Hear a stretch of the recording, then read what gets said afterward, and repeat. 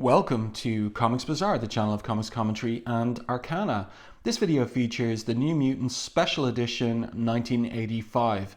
Now this was intended to be New Mutants Annual number 2, but it grew from the regular expected 48 pages to 64 pages of story and art by Chris Claremont and Arthur Adams, and so it was published as this special edition for, as you can see there, $1.50, and there's no advertisements in this. Tremendous value.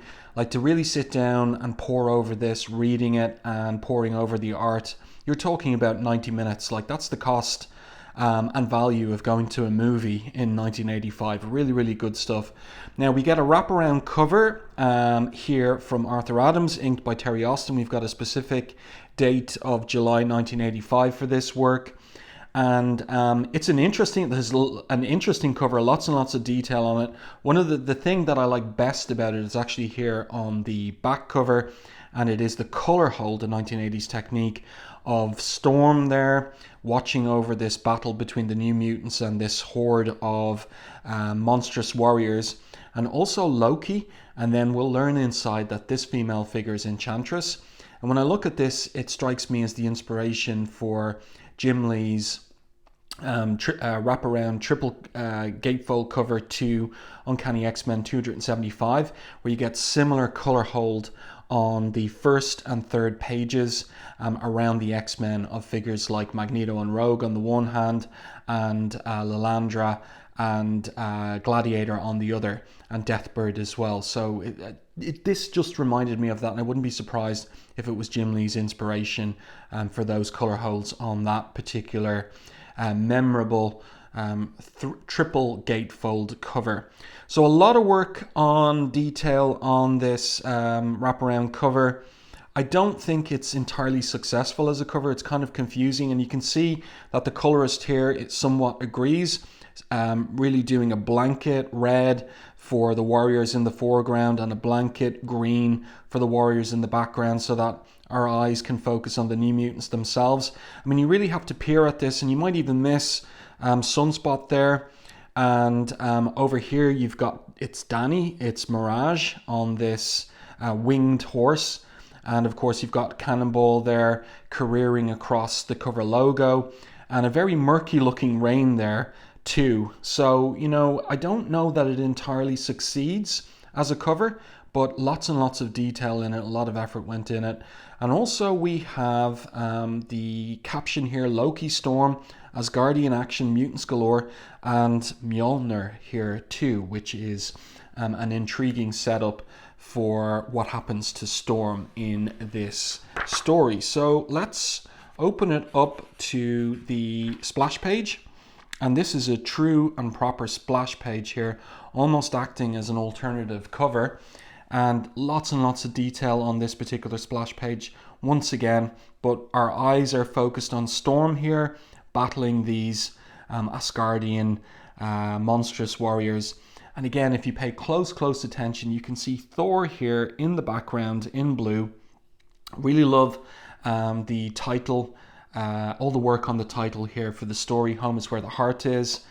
And yeah, just look at the details on these Asgardian warriors from Valhalla, and this guy here kind of leaning over the story title. And down here we've got these little dwarves that are rolling out a scroll with the creator credits: Chris Claremont, author; Arthur Adams, illustrator; Terry Austin, embellisher; Lois Bahalis and Tom Orzechowski, letters. They are a husband and wife team. And Christy Shield, colorist. So not Glynis Oliver doing the coloring on this. Christy Shield coming over from Daredevil in this era to color this 64-page special. And there is one piece of dialogue on the splash page. It's magnificent. And who is it that is uttering this particular exclamation? And it turns out, we turn the page, we get a full page image of Loki. And he's sitting way up at the top of the mountain from Hlid's shelf, the high seat, gazing through the crystal of vision. The Lord of Asgard can see all there is to see on the 9 worlds of mortal men. In this instance, a replay of the recent battle in New York between the Asgardian host, the heroes of Earth, and the demon hordes of Surtur. So this is the era where Walter Simonson is writing and drawing, well actually he's no longer drawing at this point, Thor. And with Walter Simonson writing that title, it's clear to me that Claremont was interested. He was reading it because, of course, Simonson, a very talented writer, artist, and Claremont very good friends with Simonson's wife, Louise Simonson. And by reading Thor, I have the sense he got the idea that he wanted to play around with Thor's mythos. Because he's just used Loki in the two-part crossover between X-Men and Alpha Flight. You'll find my reviews of those issues here on the channel in the back catalogue. And now he's returning to that mythos and Loki again in the aftermath of that particular crossover. And here he is talking about what he sees in the Crystal of Vision. I begin to understand at last the fascination these creatures have for my doltish half-brother Thor. This woman, Ororo, has no special abilities, yet she fights with a fierce courage that would do the Lady Sif proud. Her name means beauty, and she is in truth most pleasing to the eye, despite her dusky colour. Like all heroes, she's depressingly noble, yet I sense within her considerable passion, too long denied. Until recently as Storm, she led a band of mortals from the outcast clan called Mutants, known as the X-Men. Her power to control the elements echoes Thor's, but hers has been stolen, it seems, forever. So that's a call back to Uncanny X-Men 185. It seems forever she cannot fly, poor thing. Wind and weather are no longer hers to command. I wonder what price she would pay to get them back, to become a goddess, in fact, as well as name. So this is the beginning of Loki's interest in Storm. She wasn't part of the crossover between X-Men and Alpha Flight. She was in Africa, returning to her roots in order to tap into her heritage. Well, this was something Claremont was planning, her heritage as being from a long line of sorceresses going all the way back to the beginnings of the human race in Africa. But put that to one side, Loki summons the Enchantress, and he's got a mission for her. Journey from hence to Midgard and bring me the woman shown in this mystic orb. So Enchantress asks him, why such interest in a mere mortal? And he says, I like this line, true friends, sweet one, mind their own affairs. But then he gives some explanation. Ororo's companions, the X-Men, have done me grievous hurt. So that's the reference to X-Men and Alpha Flight. But I'm sworn to leave them in peace. I prithee, repay that insult 1,000-fold. Be inspired, Enchantress. I wish their agonies to be as long-lasting as they are exquisite. So she is going to take him up on what he wants her to do. That thy will be done, Loki, she says, with pleasure. And she uses her magic enchantment to move off to fulfill Loki's design. And here we see him grinning menacingly. X-Men, thou art doomed. Ororo, thy flesh is mine, and soon after thy spirit. Then with thine aid, I will assume my rightful place as ruler of Asgard. So that's always and ever his ultimate goal. But look at the art on these pages. Really great shot here with the background of the land far below Loki's mountaintop throne. Great detail here in the art on this page, rendering, hatching of the shadows on Loki's face and costume here. Really, really, really great stuff. Although, over time, I would have a criticism in terms of Terry Austin's embellishing, that you see here the rendering of the texture of this rock that constitutes Loki's throne. Soon enough, or you can even see it here with the metal of the Crystal of Vision that is holding up the Crystal of Vision, the vessel that's holding it. The rendering on the metallic surface looks much the same as the rendering on these rocks. So that is a criticism that I would have of Terry Austin's rendering. Sometimes everything starts to look the same with that kind of finicky hatching that he does, whether it's cloth, whether it's metal, whether it's rock, and so on and so forth. But, you know, for a young reader in 1985, This stuff is just pure heaven, and it really marks a massive difference, like a paradigm shift from Marvel's style, that like smooth inking style of a Joe Sinnott of the 1960s, and then maybe the more detailed style of a Jim Starlin inking his work in the 1970s. But here we are into paradigmatic 1980s style. Super attention to detail, lots and lots of the 1,000 lines on the page approach. So turn the page, that's our prologue, and now we pick up with our heroes, the New Mutants, and they are being shepherded by Storm. And the location where they are in the Mediterranean is the Greek island of Kyranos. Few places on Earth can match its rough-hewn natural beauty, declares Chris Claremont's third-person caption. So we get a top-down shot here of the village that Storm and the New Mutants are staying in. Lots and lots of detail again you can see. And Storm is bringing breakfast to one of the New Mutants, and it turns out to be Karma. So Karma is sitting in a darkened room, switches on the light, and we can see that she has been transformed into a huge, obese, monstrously obese young woman. And this is all in the aftermath of the New Mutants' encounter with that devil Farouk, as she refers to him, has done to me. I am a freak, un monstra. How can I ever again be the woman I was? How can I face my brother and sister? I will terrify and disgust them. I disgust myself. Better to yield to the inevitable and end it all here and now. But Storm demurs. She exclaims, "No, you cannot, Shan. You must not. To do so would give Farouk his ultimate victory. Is that what you want? Is that why you fought for your freedom?" And she's breaking down here, but it's so hard. And Storm comforts her because, of course, Storm has had her own radical transformation recently with the loss of her powers. "I know, believe me, I know," she says, as she hugs and comforts Shan. "But you must have hope.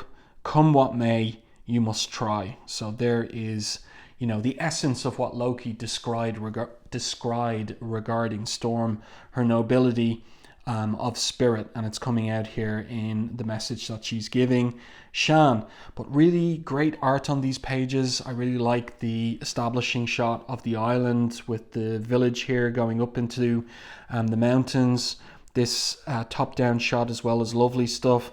I like the way that Arthur Adams gives some space here as well to this particular anchor image of the obese Shan on the sofa.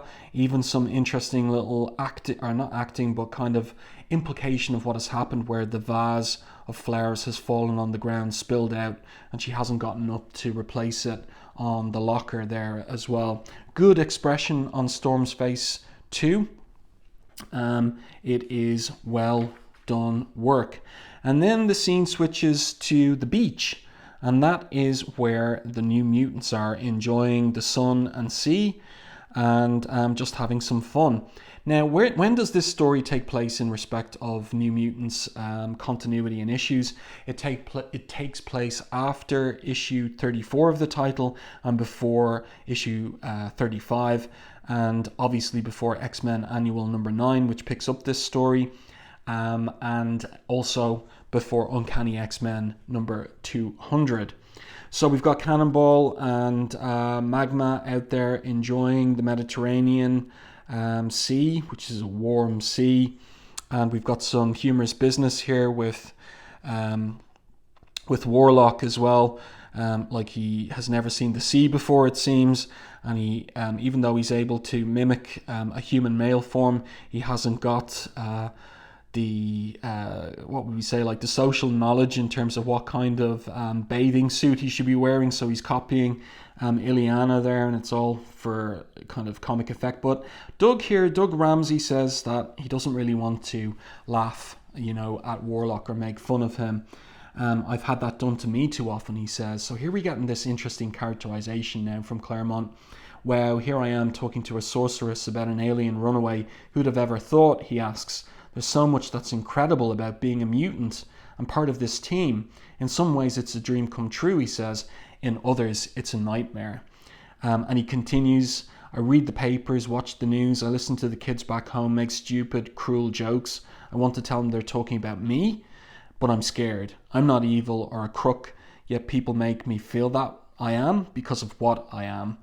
And Illyana, pulling on her shade, says, I know it's a rotten situation, Doug, and we're stuck with it. We can't give up our powers or change the world. In the background there, we've got Roberto da Costa. Sunspot, he's about to take a huge dive off the cliff. And here's what's the interesting point that Doug makes now in his reply to Illyana. Too bad we can't find ourselves another world. And that is set up for what comes next in this particular special edition. So we see Roberto cliff diving into the water, and up top we have, oh yeah, I missed it here, where Danny, who's the leader of the New Mutants, asked Rain to come with her in her wolfen form. And so Danny was using Rain's wolfen form to see whether there was anyone around observing them. And Danny confirms we're all alone. So, Rain confirms that they're all alone. And Danny says, perfect. So what she got in mind? She's got a big smile on her face. Let's turn the page and see. Suddenly, this huge sea monster rears its long neck and head out of the sea. And Magma reacts instinctively, firing at it, but it disappeared. And then it seems like there's a massive rockfall on the beach. So Sunspot uses his powers. He transforms into a super strong incarnation, but when he takes his first swing at any of the rocks, he misses. Cannonball starts using his power to blast through the avalanche of rocks, but he thinks to himself, but I ain't hitting a blessed thing. Something's awfully screwy. And he suddenly sees the cliff face coming close up to him, so he has to pull up, and he does it just in time. Danny, this is interesting. My soul sword's appeared, she thinks. Not that it'll do much good, since its power is to disrupt spells, not shatter stones. That's helpful for any reader who doesn't understand her powers or how they work. But she tells Warlock to keep Doug safe, because Doug doesn't have any martial powers. He's just simply got the mutant power to understand and speak all languages. So Warlock transforms into this kind of armored tank, with a Thomas the Tank Engine face there as well. And he's going to defend Doug, and Doug is feeling pretty embarrassed within. I hate this. I'm a new mutant. I'm part of the team, but the others treat me like a baby, he thinks, because all I can do is speak and understand languages. I'll never be any good to them in a fight. So Claremont always including, the thoughts of the characters, revealing their fears and weaknesses and anxieties, and it makes for great characterization, rounded characters and interest in the stories that he writes. So Illyana here has her soul sword ready for anything that might attack. And then it turns out Danny comes back down from the top of the cliff with Rain, and she's laughing, and she says that it was, or like everybody twigs that it was all a mirage, which is Danny's power. And she was trying to teach them a lesson. Suppose that had been real instead of my spirit form illusions, she asks. We're a long way from Professor Xavier in the danger room. We have to keep in practice with our abilities, maintain our combat edge. Roberto's not at all happy. He makes the point, why? We're not X-Men, Danielle. We aren't meant to go looking for trouble. She replies, that's right, but what if trouble finds us? And he says, I accept learning to control our powers so we don't become a threat to anyone. But why can't we live normal lives in the bargain? Is that asking so much? He asks. And again, that kind of sets up what comes later. Cannonball agrees with Roberto.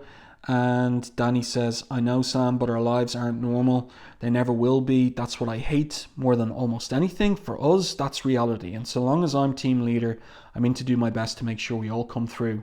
Okay, and now comes the plot twist.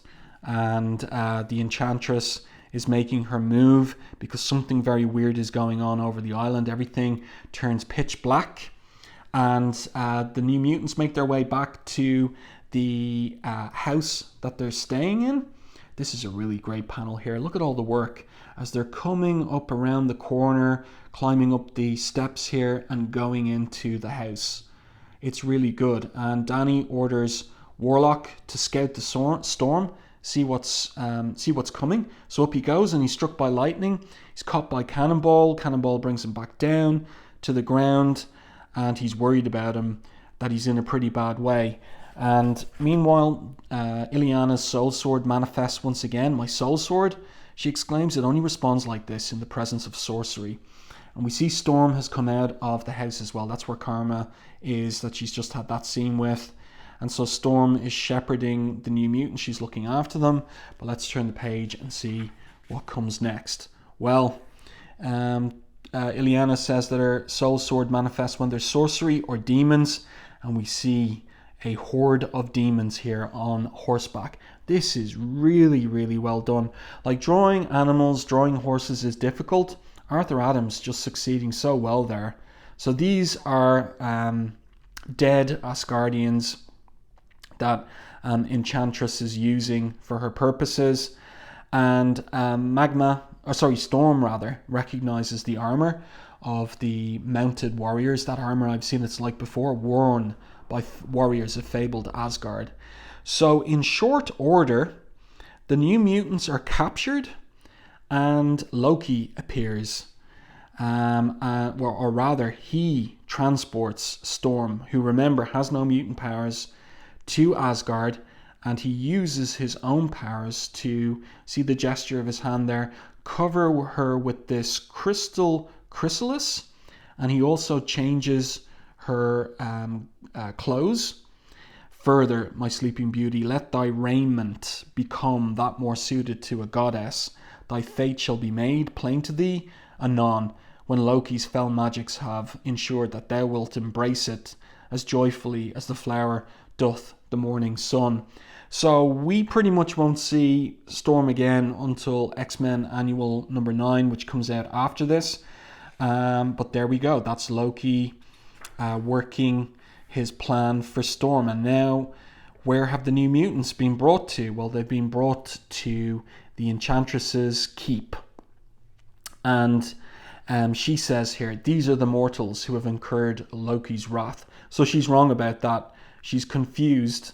And she says, they are but children, and not at all the X-Men I remember. However, only a fool questions the will of one who may yet sit upon Lord Odin's throne, no matter how absurd it may seem. Slain he wants them, slain they shall be.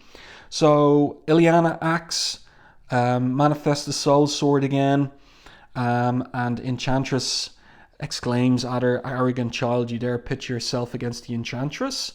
And Illyana, who has that dark side to her from the 7 years she spent in Belasco's demon realm, smiles there, and she says, I'm tempted, maybe some other time.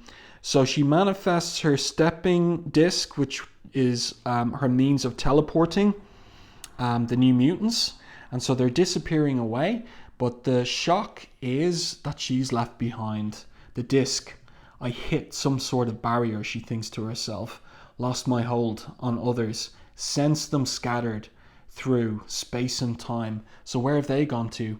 But she's grabbed by the throat by Enchantress, who knocks her up against the wall.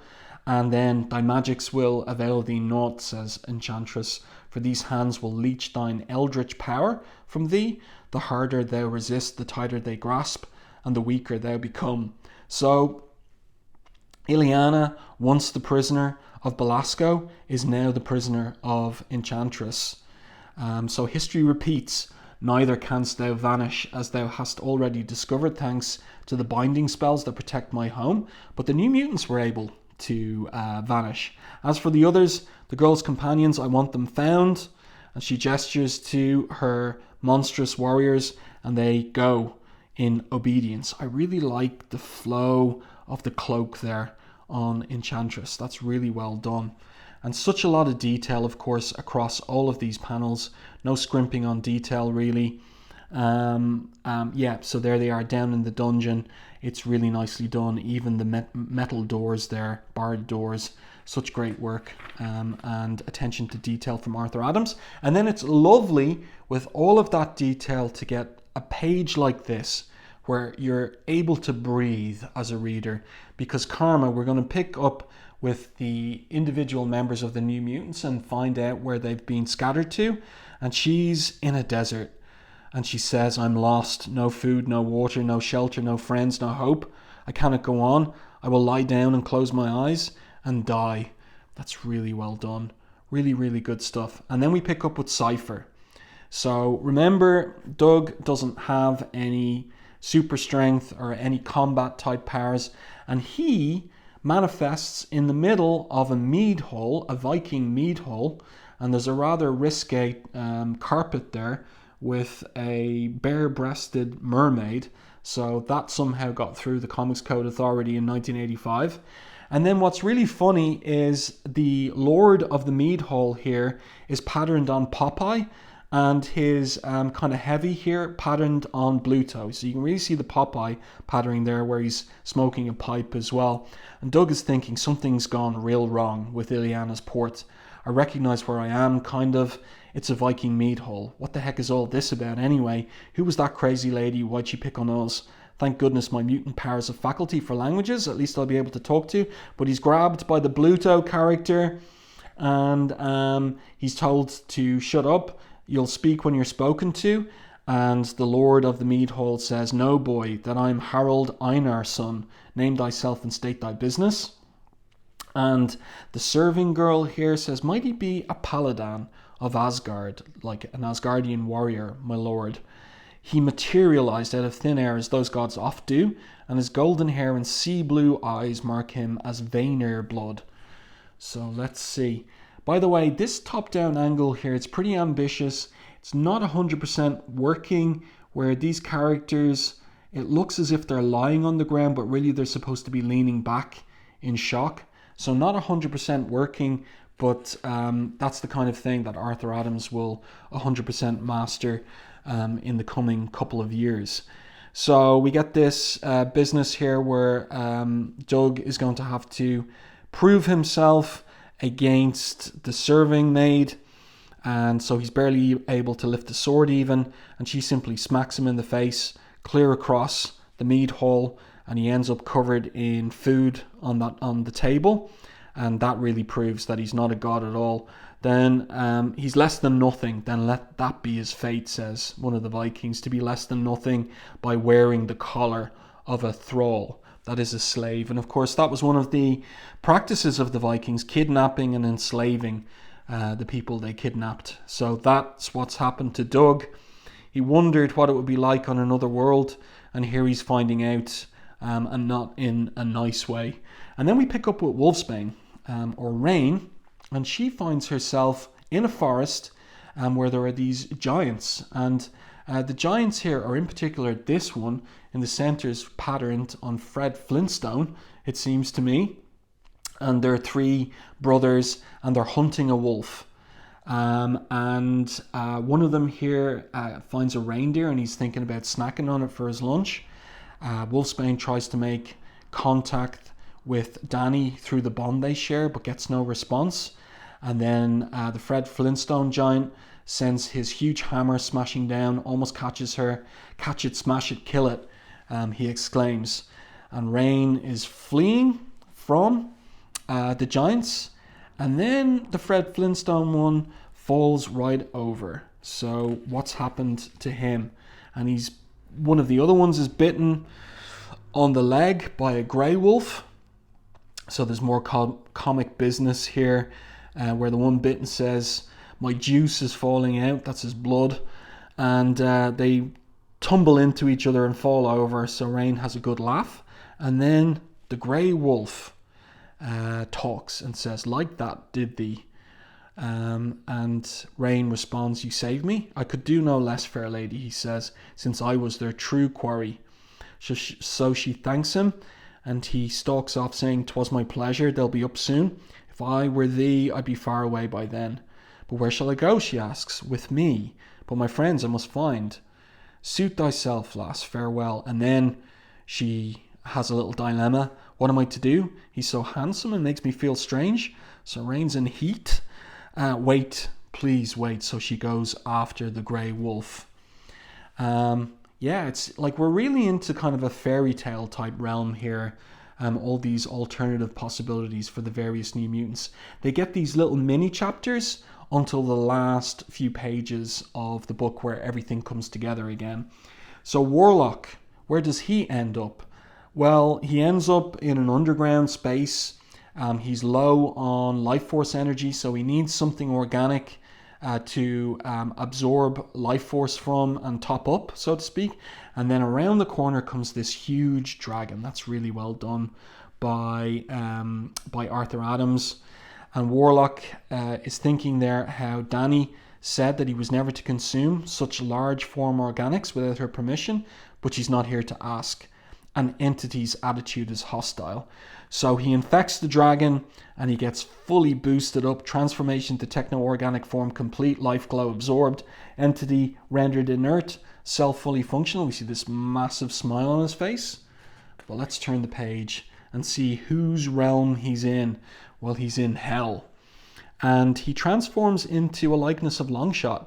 So Longshot now, a new character introduced into the Marvel Universe in 1985, getting some shine here in the New Mutant Special Edition. Of course, a character co-created by Arthur Adams with Ann Nocenti. So Warlock saying, in that case, Self had better look the part. Query, is this humor like look a bit human? So, but he's never seen Longshot before, as far as I know. I think I'm right about that. So this is intriguing. It's kind of like a metatextual joke in a way. And then, although, hold on a second, there's something else that I might say, because Hela here is asking him like who he is, and he asks her, where is Self? So she explains, this be hell, the dwelling place of those who die dishonorable or cowardly deaths, who lack the courage and merit to win for themselves a place in Valhalla. Which then art thou? And he responds, coward. What better proof could Self provide than by fleeing? And off he goes to seek Self's friends. And Hela here says something interesting. Poor confused changeling, to possess such intellect and abilities, yet remain so totally unaware of his true nature. That's the part that I'm wondering about in connection with his transformation into a likeness of Longshot. What is Claremont seeding there? That's what intrigues me. Perhaps when next we meet, Hela says, the goddess of death shall show him before claiming him for her very own. And then she uses her power here to demolish the inert dragon. Yeah, this is a very good page. And then we pick up with Roberto da Costa, who is sometimes a little hot-tempered, and he's there having an arm wrestling contest in a tavern somewhere on one of the 9 worlds. And the guy that he's wrestling with, he beats, but he taps into his mutant power in order to do it. The guy is unhappy, accuses him of being perhaps a demon, and then grabs one of the women that are fawning on Roberto, forcibly kisses her, and Roberto says, the lady isn't interested, let her go, make me. He grins there. So how is Roberto going to respond to this? Turn the page. This is great cartooning where he punches him all the way out of the tavern, all the way through the next building and onto the ground there. That's really well done. And next of all, you're going to get a tavern brawl. So we've got a really cartoonish kind of rendering of that there. And then Roberto won. He won the fight. He came out top. And the woman there exclaiming, my hero. The keeper of the tavern saying, long have I sought such a lad as thee to keep order in my establishment, as Roberto stands atop the mound of defeated brawlers in the tavern. And he's wondering all the while, how come he was able to do that? Even us ordinary Asgardians are reputed to be far stronger than Earth folk. He thinks to himself, a sunspot, I may be a match for 1 or 2, but not this entire mob, unless my super strength derives from sunlight. Perhaps Asgard's sun is more powerful than Earth's and is somehow affecting me. So this is kind of like a little bit of kind of Kal-El Superman type stuff going on here. Claremont thinking that one through, and makes for an interesting twist on how Roberto gets on in Asgard. And here he is, he's won all the affections of all of the young women in the tavern. and he's got a new job as tavern bouncer. So Magma we pick up with, and she is surrounded by all these creatures from fairy tale and folklore and Gumby as well, that Arthur Adams has an association with, and they're bringing her food. But first, Big Pretty, says this little Tinkerbell type fairy, party. So she accepts the food, she drinks a tankard of beer. That's the spirit Sun Hair Fire Soul, says one of them as she tucks into this tart. Eat, drink, and make merry, for tomorrow thy humanity will surely die. So it turns out that these fairy forest creatures are dark elves, and Magma's in big trouble. And then we pick up with Cannonball. So we're going to pick up with all the various members of the New Mutants and where they ended up. And he's underground, much like Warlock was, and he finds himself discovered. He's hungry, he's lost, he's thirsty. He's discovered by a band of dwarves. So he introduces himself, asks for food and drink, and they say, such gifts are precious, especially when the need is so great. Canst thou pay for them? He says he hasn't got any money, and then there's a woman's scream. So Cannonball, the hero, immediately goes into action. A woman's voice screaming in pure terror. These trolls may be the worst creeps in creation, but I can't stand by and let anyone be hurt like that. My daddy, bless him, taught me better.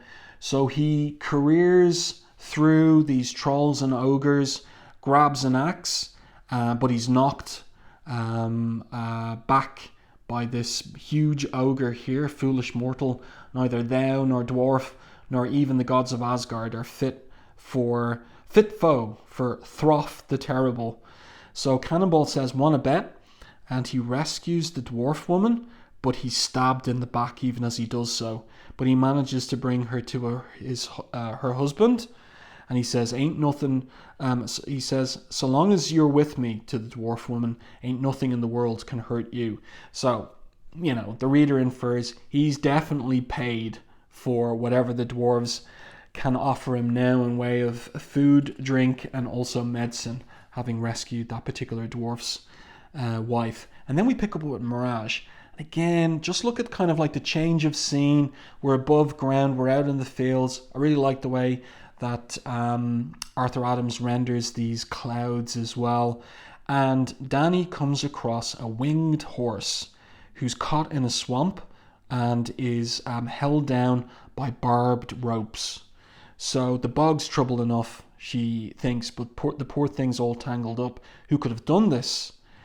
So she tries to calm the horse, and she thinks to herself, that's it, don't show any fear, Danny, no matter how much you feel.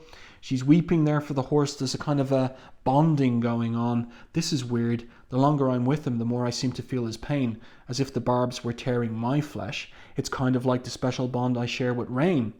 So anyway, she manages to free the horse from both the bog and the ropes, and then she sees troops. But I'm still glad of the company, she says. And one of the warriors says, our thanks, girl, for saving us the exertion of hauling our prize out of the mud. And then she thinks, maybe not so glad. Stand thou aside, says the man, and let us take the brute. And here she demurs, over my dead body, Buster. So be it. So he races at her. I really like the rendering of the cloak there. The horse's tail as well. It's really nicely done. Kicking up dust as the horse gallops towards Danny. What's she going to do? In this regard, she grabs the front end of that spear. The horse is too weak. We can't run. I'll have to fight. And so she lifts the mounted warrior, off the horse. Ha! The chump expected me to dodge right or left, not pull this loony stunt my grandpa taught me. It was a game warriors played when he was my age. And this, Asgardian, she says aloud, is how we, Cheyenne, count coup. I caught their first man by surprise, she thinks. I won't be so lucky again. This spear is so heavy I can barely hold it. I have to try to scare the riders off by confronting them with a spirit form of what they fear most. And this reveals that their mistress is Hela, and that they're there on her orders to take down the winged horse. And they see through the ruse, and they're about to attack Danny again. But just as the axe is about to come down, or it's thrown at Danny, it's grabbed by a warrior, a Valkyrie, on one of the winged horses who arrives. And that scares away the other riders. She threatens them there, looking very dark in that particular panel. I suggest you depart while you're able, and off they go. So Dani thanks her rescuer, and the rescuer says, "You're a stranger." And she says, "Yeah, from Earth. My name's Dani Moonstar." And she's getting on really well with the winged horse that she rescued. "Midgard," says the woman, "thou art mortal born. Moonstar, have a care. These winged stallions can be dangerous." But Dani has already made friends with the winged stallion that she rescued. And the Valkyrie introduces herself. "I'm Mist, my sisters and I, and our herd live nearby. Wouldst thou care to join us?" So she says yes, she'd love to. And then we pick up with Magic. And Magic is still in the dungeon from earlier. She's still caught to the wall. And Enchantress has come now to toy with her. So Illyana asks her, "What do you want with me?" "Amusement," says Enchantress. And she transforms her into a little baby. And she says also, she's reducing her to infancy, while this makes thee the most ancient of crones. But that doesn't work. So her enchantment runs up against a barrier. An ordinary mortal would have been reduced to dust, yet thou remain as young and vital as ever. "There's more to thee, brat, than meets the eye," she says. "I sense within thee a kindred soul, a capacity for wickedness that rivals my own." So that's that dark shadow side of Illyana. So Enchantress starts seducing her and tempting her. "Why resist it? And me, we could be great friends." But Illyana protests, "Not a chance." And Enchantress continues, "Before I'm done, I shall know all thy secrets. Thou shalt serve me, Illyana, and eventually love me." And Illyana protests, "Never." But at this point now, Enchantress uses her sorcery to pull from Illyana her dark side. "Behold, child, how easily I pull free the dark side of thy soul and give it physical form." So this is what Belasco wanted Illyana to grow up as, this demon sorceress. This is her adult demon sorceress form. And then Enchantress says, "This manifestation of evil shall lead my night gaunts in pursuit of thy fellows. Whether on earth or in the golden realm, she shall find them and return them to me." And she says, "This avatar possesses all thy sorceress might." And here comes the twist. "Moreover, thy life forces are so tightly bound that any blow struck against her will instead reflect itself on thee. She cannot bleed, nor feel pain, nor be broken. All those are thy privilege, and best of all, since she cannot die, neither can thee.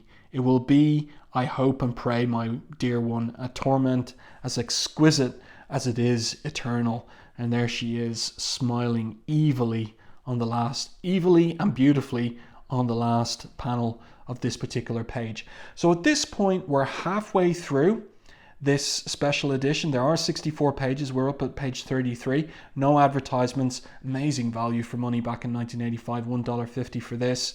And such great detail in the art and cartooning by Arthur Adams. It's really, really good stuff. But I'm going to draw an end to this review. Otherwise, the video would be far too long. It would be well over an hour if I went through the whole issue. So this will be part one of my review of the New Mutant Special Edition. And you can stay tuned next week for part two. I do hope that you enjoyed my review of the first part of New Mutant Special Edition. Let me know your thoughts on this in the comments section to the video. And if you enjoyed my commentary and review, please like the video on YouTube and share it. It really does help the channel. If you haven't done so already, subscribe to the channel and stay tuned for more content like this.